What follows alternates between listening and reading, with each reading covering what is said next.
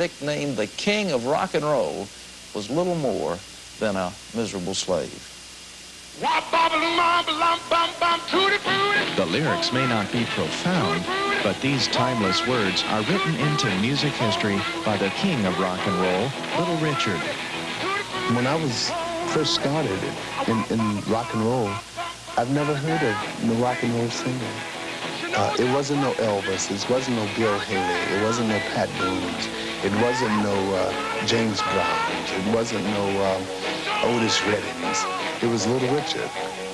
In the 1950s, no one had seen the likes of his style, and aspiring young artists like Elvis Presley, the Beatles, Pat Boone, and Buddy Holly began singing Little Richard's now legendary songs, like Tutti Frutti, Long Tall Sally, Jenny Jenny, and Good Golly Miss Molly. I was crowned king way back, years ago. And they wanted to make me the king of soul, but I was the king of rock and roll. I didn't sing no soul. I wasn't a soul singer, I was a rock singer. As a trendsetter, Little Richard needed to jump the hurdle of racial prejudice, hence his hallmark, outrageous dress and incredible technique. My makeup, my eyelashes, my cologne, my hair way up in the air, kind of took some of that prejudice from me as an artist, because I wouldn't bother the white girl.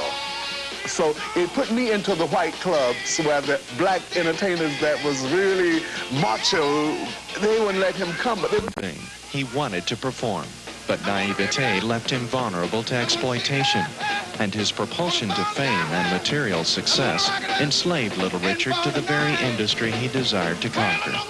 I got so wrapped up and so carried away, I became a drug addict.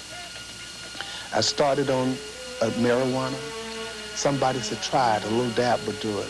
You'll like it. I'm taking acids. Then I started on to cocaine, paying thousands of dollars a month for cocaine. Next thing I knew, I was just at the bottom. Then I started into heroin. I saw friends of mine getting killed through drugs. Little Richard may be the king of rock and roll, but he's sober about the impact rock and roll has had on society. And because he knows the powerful influence music can play in a person's life, he's concerned about the young listener, today's consumer of rock and roll. We have a duty from God to show them God's kingdom. There's some music that, you know, I have actually listened to music that made me want to smoke dope. There's some rock and roll music that tells you to buy your joint. There's some rock and roll music that tells you to take cocaine that is all right. That's not God. There's some rock and roll music tells you that it's all right for you to commit adultery or fornication. There's some rock and roll music tells you it's all right to lust after the flesh. You understand me? I look back over my life and I appreciate everything that ever happened in my life. I'm glad for the experience that I came through, you know, of making all the records and being known all over the world.